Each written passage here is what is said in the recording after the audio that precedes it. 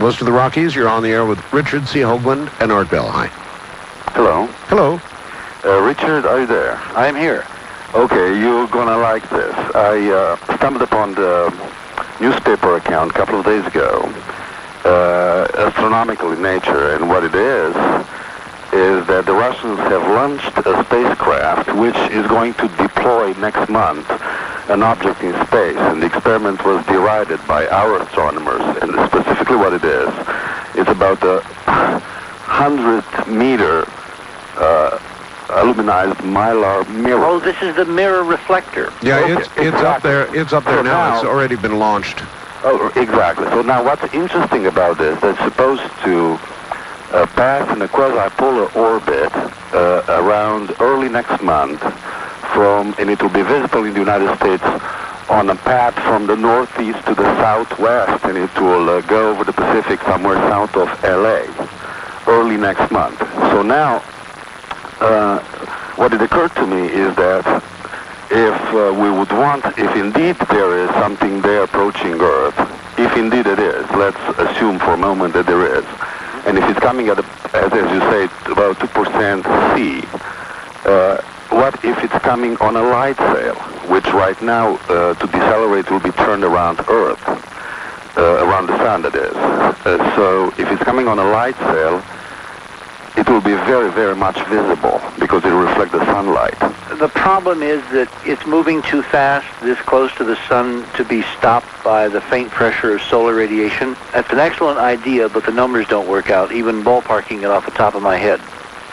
This is an idea by Robert Forward at the Hughes Research Laboratories of the Hughes Tool Company. Right. Who has been involved with very high-tech projects for many years.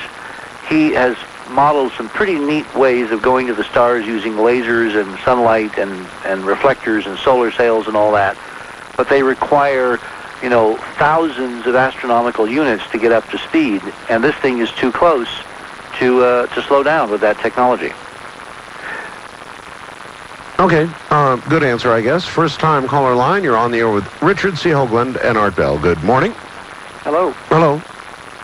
This is Damon in Fort Smith, Arkansas. Okay, Damon, you're going to have to yell at us a little bit. Go Okay. ahead. Yeah. I'm listening to you on KWHN 1320. Yes, sir. I have some further information on the coordinates of some objects in the sky over Phoenix on December 7th. And this ties in with several other dates that are of note that we might talk about. But let me tell you this first. At noon on December 7th, if my sky globe is accurate enough to depict this, EQ Pegasus is on the equator, as Richard mentioned. On the horizon, you mean? Excuse me? On the horizon. Right. Yep.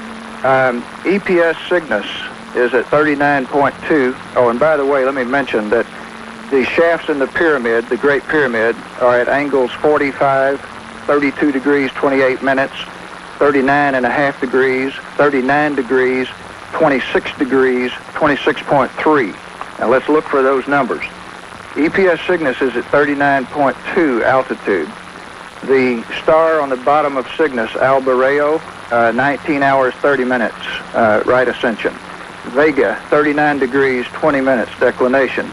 The galactic center is at altitude 26.4 degrees and declination 26 degrees, 30 minutes. Leo, the star that joins the neck to the shoulder, is at 19.5 degrees declination. Regulus is on the equator. Betelgeuse, I guess that's the way you pronounce it, In Orion. 45 degrees altitude. L-Tanin, 32 degrees azimuth. EPS Draco, 45 degrees altitude, and 19 hours, 48 minutes right ascension. So the numbers all seem to add up to numbers that we see in the pyramid. Now, the reason I mention this is I got started looking at the pyramid based on the work of Robert Bauval and Graham Hancock, stating the 10,500 years BC. Mm-hmm. And I find that if we go to 1221, 10,500 BC, we find Betelgeuse at 39.5, Mars at 26 degrees, EQ Pegasus at 19.5,